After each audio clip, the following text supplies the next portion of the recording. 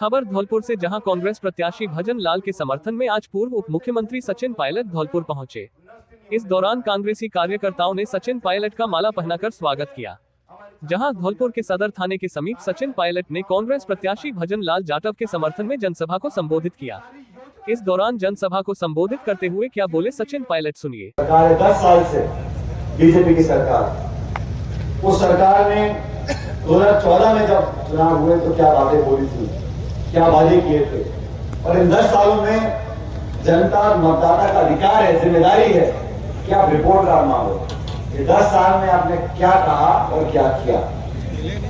महंगाई कम करने की बात करी, किसान की आमदनी दुगनी करने की बात करी, काला धन समाप्त करने की बात करी, भ्रष्टाचार समाप्त करने की बात करी। ये सब 10 साल पहले की बात है।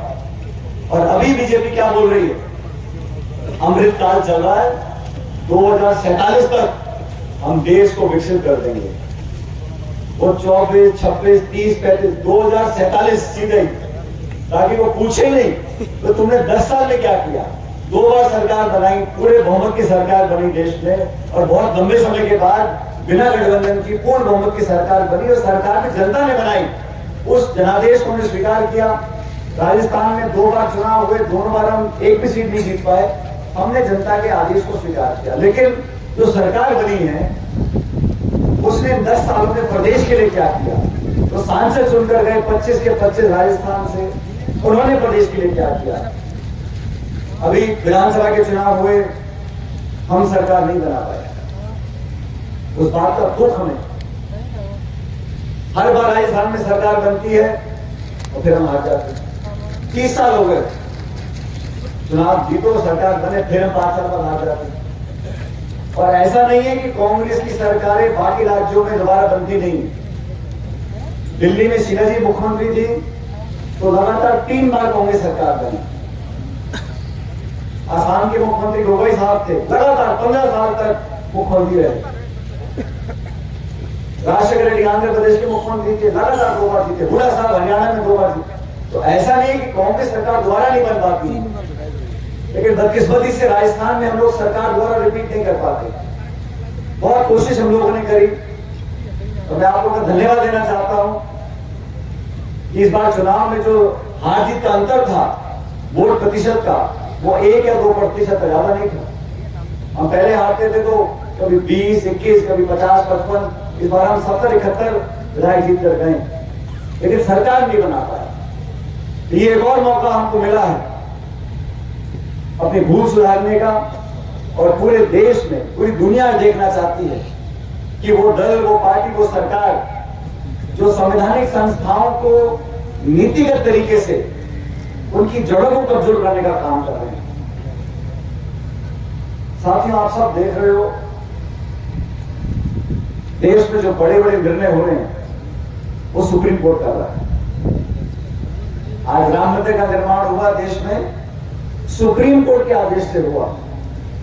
कोई नेता, कोई दल, कोई पार्टी को सरकार कहने की बातें, लेकिन इस देश का सबसे बड़ा जो न्यायालय है, सर्वोच्च न्यायालय, उसने ये निर्णय लिया कि राम मंदिर का निर्माण होना चाहिए। और सब पक्षों की बात सुनने के बाद सब पक्षों ने अपनी दलील रखी। अंत में जो निर्णय कोर्ट का, सुप्रीम कोर्ट का था, हम सबने स्वीकार किया। शांतिपूर्वक तरीके से भव्य मंदिर का निर्माण हो गया। ये बात मैं इसलिए बोल रहा हूं कि सुप्रीम कोर्ट का जो जज होता है, वहां का जो निर्णय आता है वो सारे देश को स्वीकार होता है। क्यों होता है?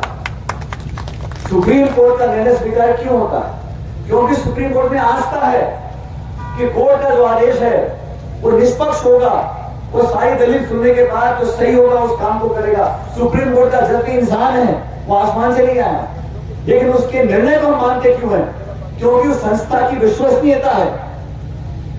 सुप्रीम कोर्ट या कोर्ट का आदेश देता है, हम लोग उसको मानते हैं क्योंकि हमें विश्वास है। दुर्भाग्य से 70 साल से जो संस्थाओं को हमने पोषित कर मजबूत बनाया, उन संस्थाओं को खत्म करने का काम सरकार कर रही है। अगर सुप्रीम कोर्ट के जजों पे, सुप्रीम कोर्ट पर जनता का विश्वास खत्म हो गया तो झगड़ों को रोकेगा कौन? आप आदेश को मानने से मना कर दो तो क्या हालत देश में होंगे। संस्थाओं को कमजोर करने का परिणाम यह होता है कि जनता बातों को मानती नहीं है। अगर संस्था पारदर्शी नहीं है, संस्था विश्वसनीय नहीं है, चयन प्रक्रिया में संदिग्ध है, तो कौन मानेगा? निर्वाचन आयोग है, कोर्ट कचहरी है, ये संस्थाएं हम लोगों ने बनाई। अलग अलग सरकारें रही, गैर कांग्रेस सरकार भी रही, लेकिन किसी सरकार ने 10 सालों तक संस्थाओं को कमजोर करने का काम नहीं किया। नारा देती है बीजेपी 300 पार, 400 पार, 500 पार, 600 पार, उनका कोई रोकने वाला नहीं। अब तुम 400 पहली पार कर लिए तो चुनाव क्यों करा रहे हो? और तुम 400 जीत रहे हो तो हमारे नेता ने क्यों ले जा रहे हो कांग्रेस के तोड़ के? तुम्हारे कितने नेता हैं तो तुम और की पार्टी को तोड़ के नेता क्यों ले जा रहे हो? जैसा तुम मतलब खींच रहे अंदर वो समझ गए, किसान परेशान, दलित, आदिवासी, पिछड़ा, महिला, नौजवान 10 साल से ऊब गए। वही भाषण, वही इश्तिहार, वही टेलीविजन, वही होर्डिंग, वही पोस्टर। लोग बदलाव चाहते हैं। पूरे प्रदेश में आज एक बदलाव का माहौल है। पूरे प्रदेश में घूमा हूं, जोधपुर, बाड़मेर, अलवर, दौसा, माधोपुर, जयपुर, झुंझुनू, चूरू, सीकर, हर जगह सब लोग बदलाव चाहते हैं। तो बदलाव होगा। 4 जून को जब परिणाम आएंगे, इंडिया गठबंधन और कांग्रेस की सरकार देश में बनेगी, ऐसा मैं मानता हूं। दुनिया चाहती है, देश चाहता है, मतदाता चाहते हैं। अब कांग्रेस प्रमुख विपक्षी दल है। इस सरकार का रवैया देखो आप,